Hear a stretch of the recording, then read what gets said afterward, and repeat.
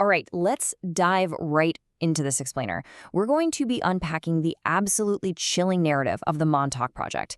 It's this wild, fascinating intersection where internet lore literally collides with hard historical facts. And the whole story starts out on the eastern tip of Long Island, New York, before spiraling into what is honestly one of the most infamous government conspiracy theories in American history. Now, if you're just an average tourist, the village of Montauk, it's just a place with beautiful beaches and historic lighthouses.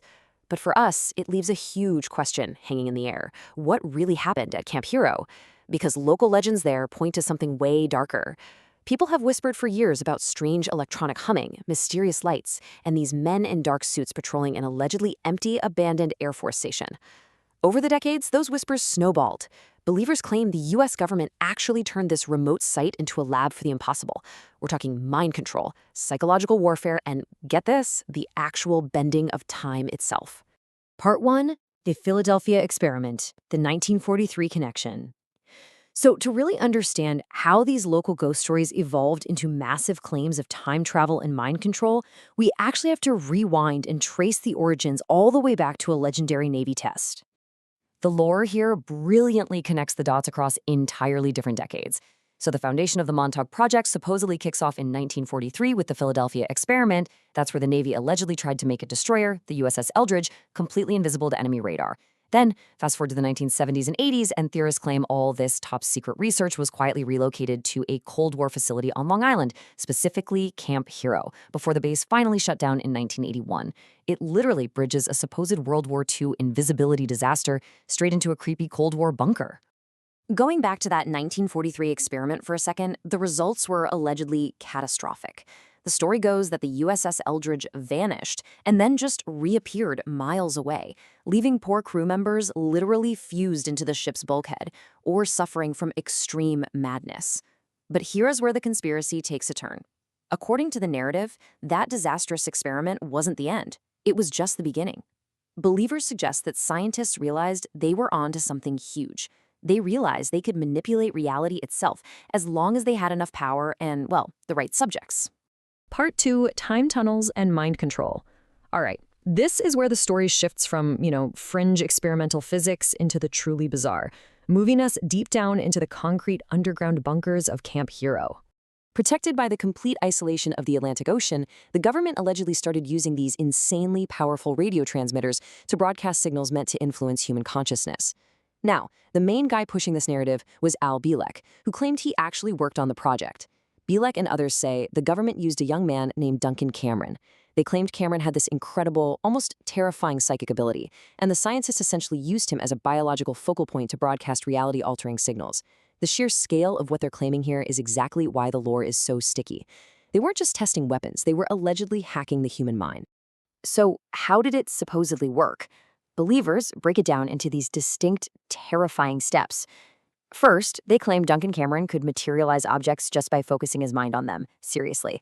Second, by using Cameron as a sort of human transmitter, plugging him directly into the massive SAGE radar equipment, researchers supposedly amplified his psychic signal to unimaginable levels.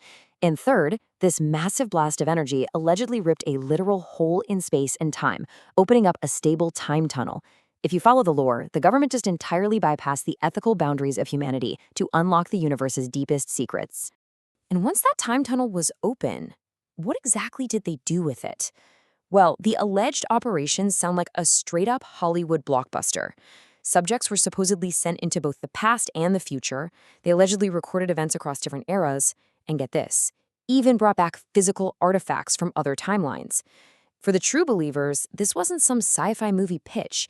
It was a terrifying reality of unchecked government experiments basically playing God with the fabric of time. Part 3, the Cold War reality. Okay, so it is undeniably a gripping story, right? But now we really need to hit the brakes on the science fiction and pivot to the hard, verifiable facts. When we actually contrast the wild legend with the historical reality, a very, very different picture emerges. Instead of mind control, portals, and psychic amplifiers, the verified truth is that the U.S. military operated a massive radar facility at Camp Hero. Its actual documented purpose during the Cold War was absolutely critical for national defense. They were there to detect incoming Soviet bombers.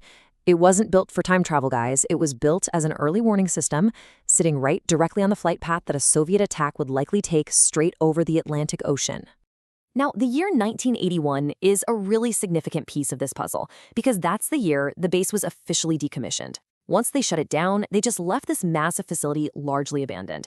And think about it, an isolated, decaying military base with these giant looming radar dishes just left to rot. That creates the absolute perfect breeding ground for local folklore to take root. When people see restricted areas and imposing concrete structures gathering dust, our imaginations just naturally step in and fill in the blanks. Which brings us right to the skeptic's point of view. Skeptics are quick to point out that despite how cinematic all these claims are, the narrative relies entirely on the unverified accounts of just a few individuals. There are literally 0 declassified documents supporting any of these wild experiments. Nobody has ever produced a single physical artifact from another dimension. And honestly, perhaps most tellingly, there is 0 corroboration from the thousands of military personnel who actually served their tours of duty at Camp Hero.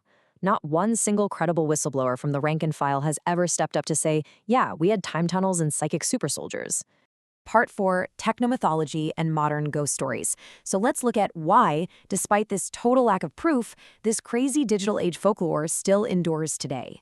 Historians and scientists have this great term for the Montauk Project. They call it technomythology.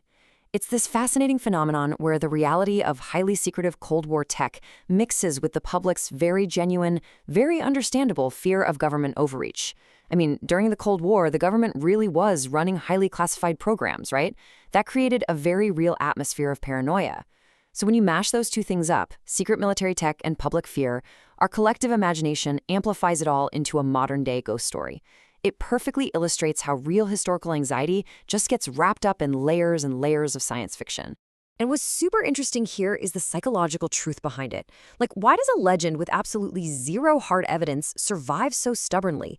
Well, it's because it satisfies a deep-seated human need to believe that there is just more to our world than what we see on the surface.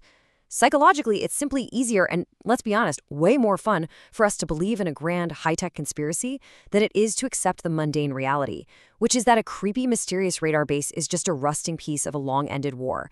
Deep down, we want the world to be magical, even if that magic happens to be dark and conspiratorial. So whether it's a complete fabrication, or maybe, just maybe, there's a tiny kernel of truth buried under decades of sci-fi, the Montauk Project remains an absolutely essential piece of our modern folklore.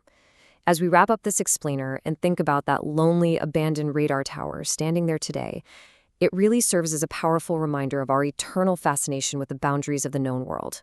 So I'll leave you with this to ponder. When you look out at Camp Hero, is it really just a decaying piece of military hardware? Or is it truly a portal to something we aren't quite meant to understand yet?